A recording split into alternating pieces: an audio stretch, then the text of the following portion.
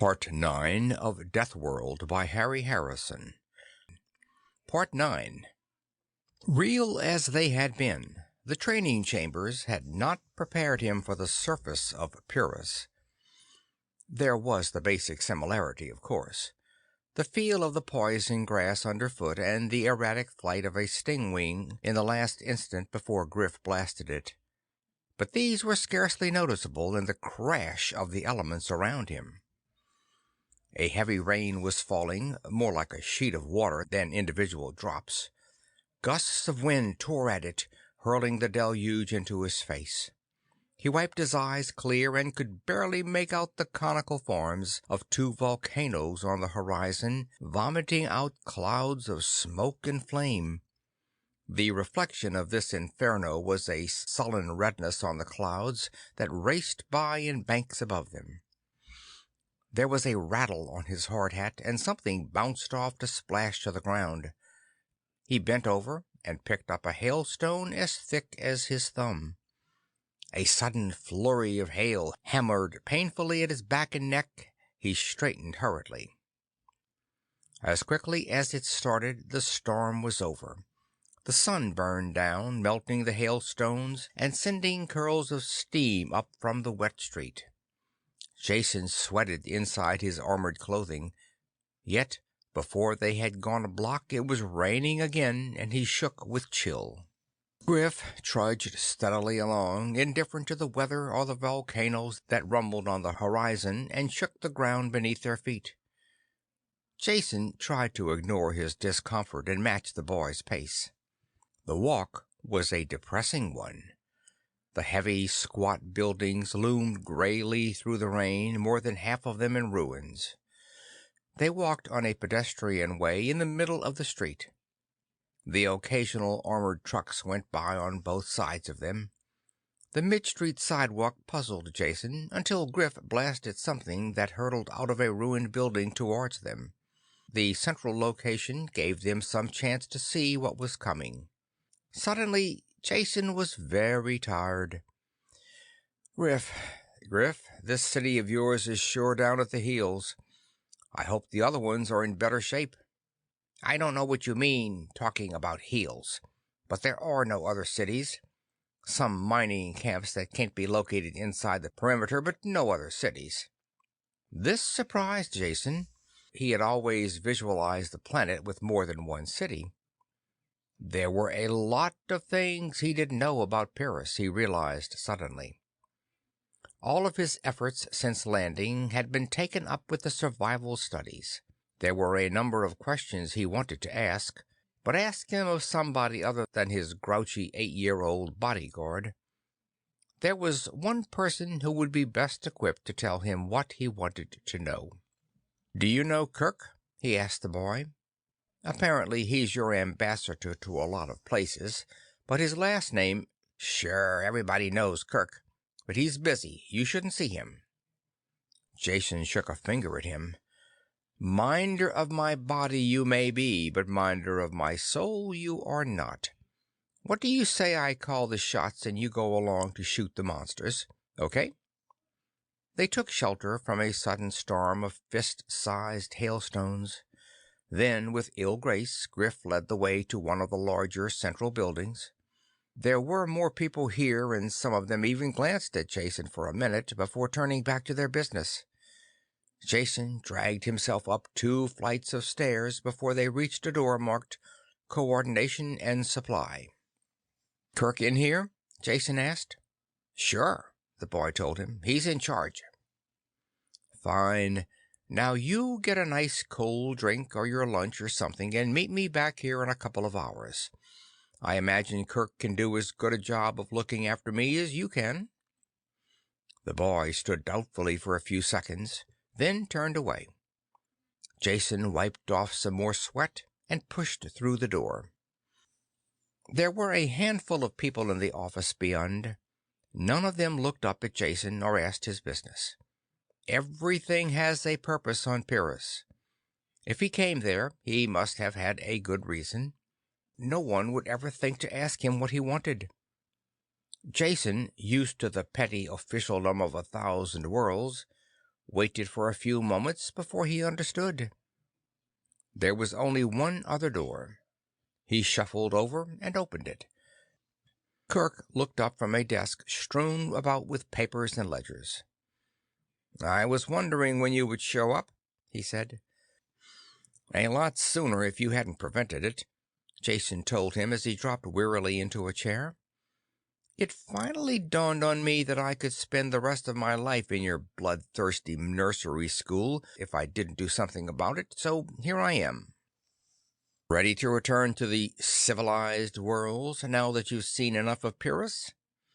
"I am not," Jason said, "and I'm getting very tired of everyone telling me to leave.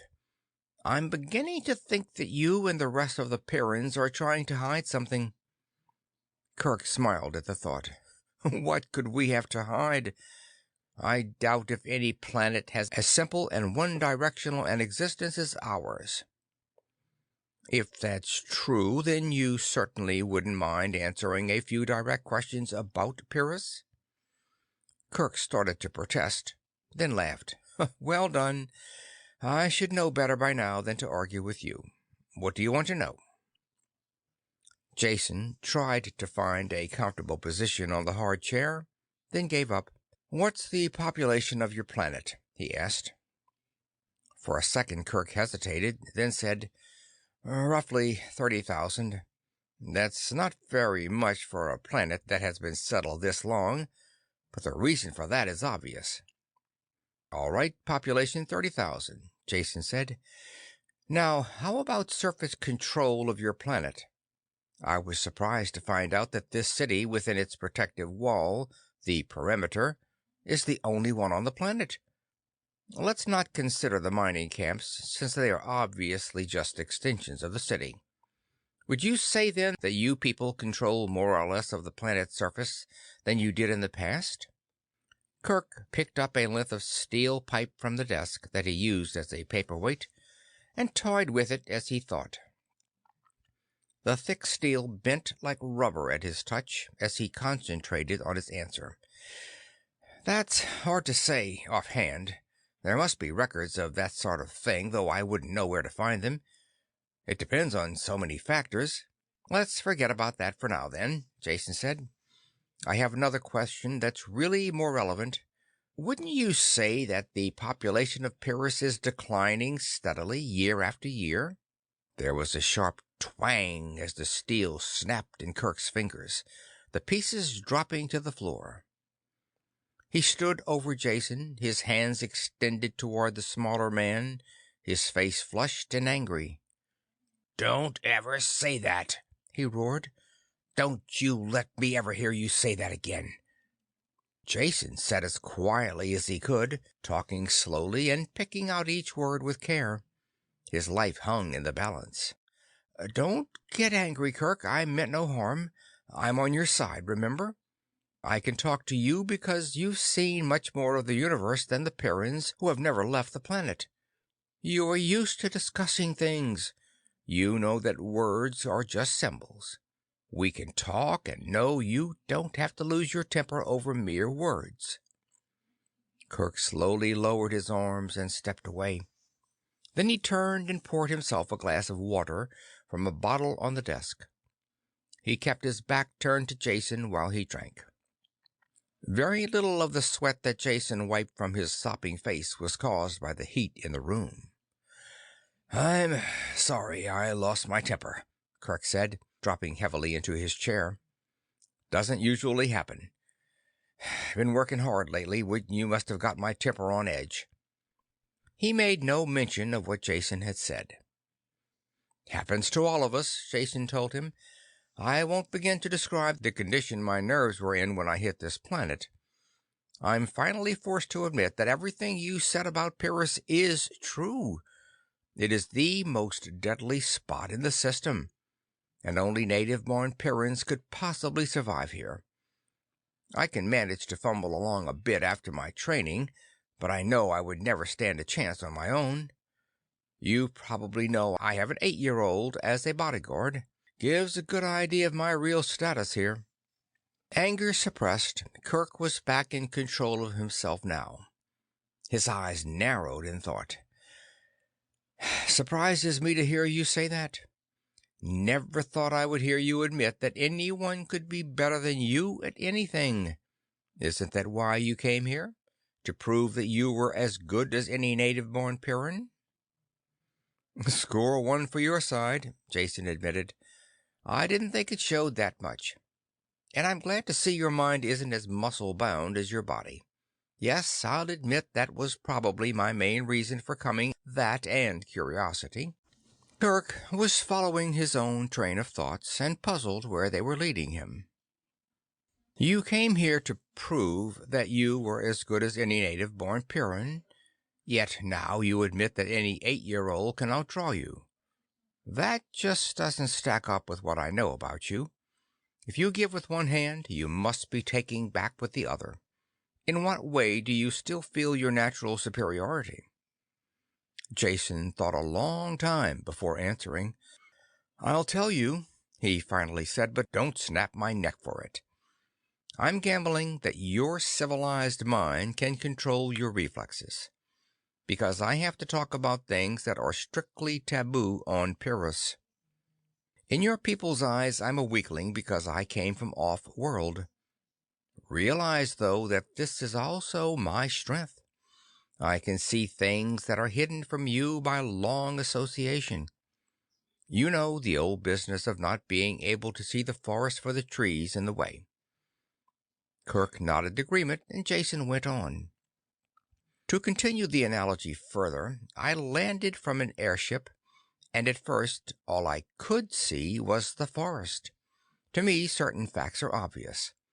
I think that you people know them too, only you keep your thoughts carefully repressed. They are hidden thoughts that are completely taboo. I'm going to say one of them out loud now, and hope you can control yourself well enough not to kill me. Kirk's great hands tightened on the arms of his chair, the only sign that he had heard.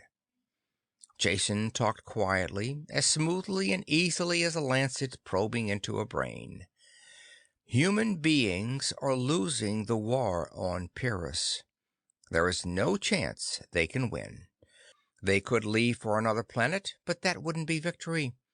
Yet if they stay and continue this war, they only prolong a particularly bloody form of racial suicide. With each generation, the population drops, until eventually the planet will win. One arm of Kirk's plastic and steel chair tore loose under the crushing grasp of his fingers. He didn't notice it. The rest of his body was rock still and his eyes fixed on Jason. Looking away from the fractured chair, Jason sought for the right words. This is not a real war, but a disastrous treating of symptoms, like cutting off cancerous fingers one by one. The only result can be ultimate death. None of you seem to realize that. All you see are the trees. It has never occurred to you that you could treat the causes of this war and end it forever. Kirk dropped the arm of the chair, clattering to the floor. He sat up, astonished. What the devil do you mean? You sound like a grubber. Jason didn't ask what a grubber was, but he filed the name. Call me a Pyrran by adoption. I want this planet to survive as much as you do. I think this war can be ended by finding the causes and changing them, whatever they are. You're talking nonsense, Kirk said.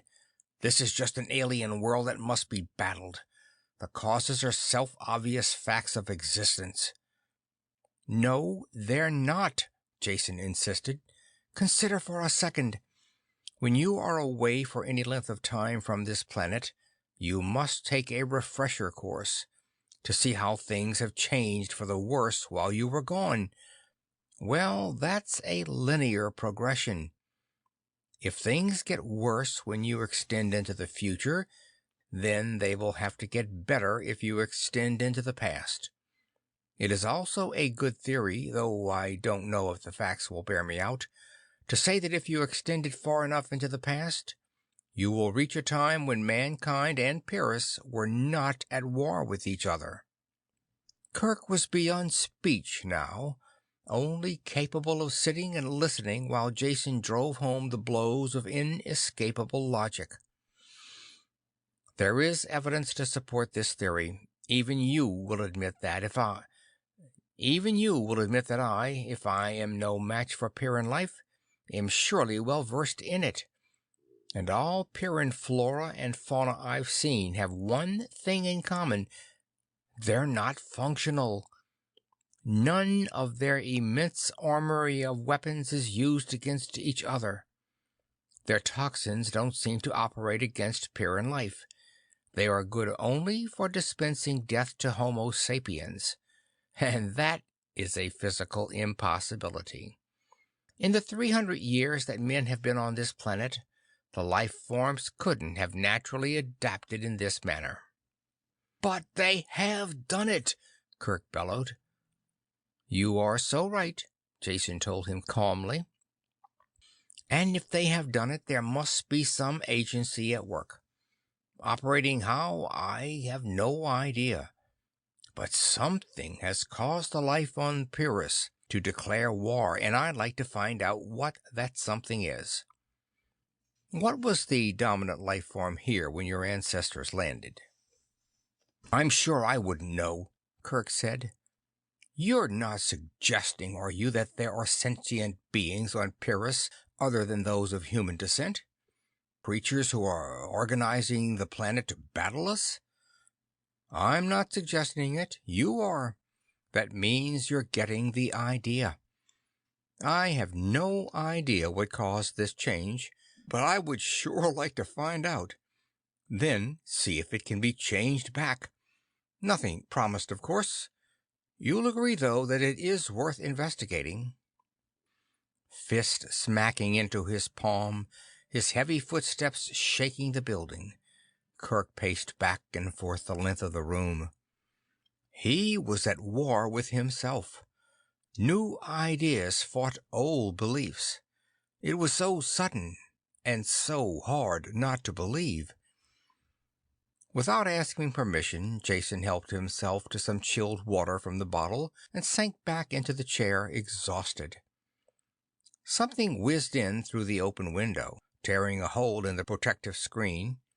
Kirk blasted it without changing stride, without even knowing he had done it. The decision didn't take long. Geared to swift activity, the big Pyrran found it impossible not to decide quickly. The pacing stopped, and a finger stabbed at Jason. "I don't say you have convinced me, but I find it impossible to find a ready answer to your arguments. So, until I do, we will have to operate as if they are true. Now, what do you plan to do? What can you do?" Jason ticked the points off on his fingers. "1, I'll need a place to live and work that is well protected. So instead of spending my energies on just remaining alive, I can devote some study to this project. 2, I want someone to help me and act as a bodyguard at the same time. And someone, please, with a little more scope of interest than my present watchdog. I would suggest Meta for the job." "Meta?" Kirk was surprised. "She is a space pilot and defense screen operator. What good could she possibly be on a project like this?" "The most good possible. She has had experience on other worlds and can shift her point of view at least a bit. And she must know as much about this planet as any other educated adult, and can answer any questions I ask." Jason smiled. "In addition to which, she is an attractive girl whose company I enjoy." Kirk grunted. "Huh. I was wondering if you would get around to mentioning that last reason. The others make sense, though, so I'm not going to argue. I'll round up a replacement for her and have Meta sent here. There are plenty of sealed buildings you can use." After talking to one of the assistants from the outer office, Kirk made some calls on the screen. The correct orders were quickly issued. Jason watched it all with interest. Pardon me for asking, he finally said, but are you the dictator of this planet? You just snap your fingers and they all jump. I suppose it looks that way, Kirk admitted, but that is just an illusion. No one is in complete charge on Pyrrus, neither is there anything resembling a democratic system. After all, our total population is about the size of an army division. Everyone does the job they are best qualified for. Various activities are separated into departments with the most qualified person in charge. I run coordination and supply, which is about the loosest category. We fill in the gaps between departments and handle procuring from off-planet. Meta came in then and talked to Kirk. She completely ignored Jason's presence. I was relieved and sent here, she said. What is it? Change in flight schedule? You might call it that, Kirk said.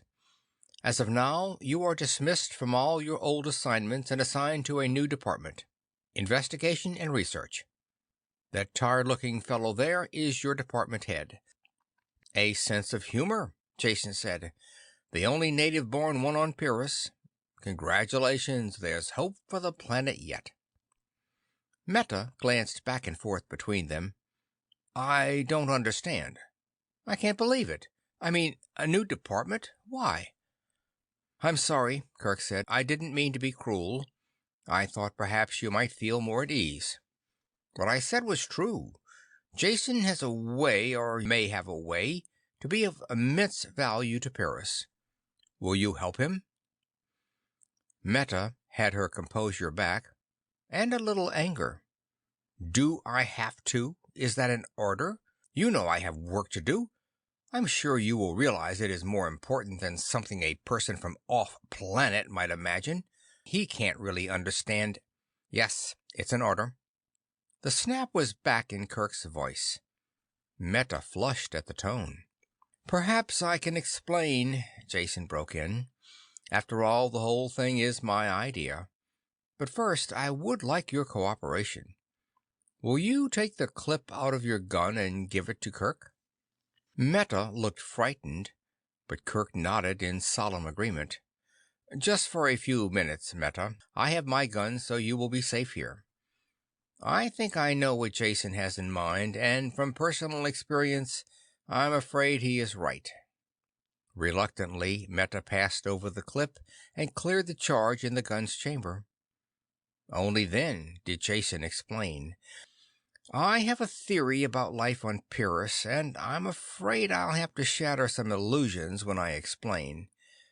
To begin with, the fact must be admitted that your people are slowly losing the war here and will eventually be destroyed. Before he was half through the sentence, Meta's gun was directed between his eyes, and she was wildly snapping the trigger. There was only hatred and revulsion in her expression. Kirk took her by the shoulders and sat her in his chair before anything worse happened. It took a while before she could calm down enough to listen to Jason's words. It is not easy to have the carefully built-up falsehoods of a lifetime shattered. Only the fact that she had seen something of other worlds enabled her to listen at all. The light of unreason was still in her eyes when he had finished, telling her the things he and Kirk had discussed. She sat tensely, pushed forward against Kirk's hands as if they were the only things that stopped her from leaping at Jason. Maybe that is too much to assimilate at one sitting, Jason said, so let's put it in simpler terms. I believe we can find a reason for this unrelenting hatred of humans. Perhaps we don't smell right. Maybe I'll find an essence of crushed Pyrrian bugs that will render us immune when we rub it in. I don't know yet. But whatever the results, we must make the investigation. Kirk agrees with me on that. Meta looked at Kirk and he nodded agreement. Her shoulders slumped in sudden defeat. She whispered the words, I can't say I agree or even understand all that you said. But I'll help you if Kirk thinks that it is the right thing. I do, he said. Now, do you want the clip back for your gun? Not planning to take any more shots at Jason?" "That was foolish of me," she said coldly while she reloaded the gun. "I don't need a gun. If I had to kill him, I could do it with my bare hands." "I love you too," Jason smiled at her. "Are you ready to go now?" "Of course." She brushed a fluffy curl of hair into place. "First, we'll find a place where you can stay. I'll take care of that. After that, the work of the new department is up to you." End of Part 9.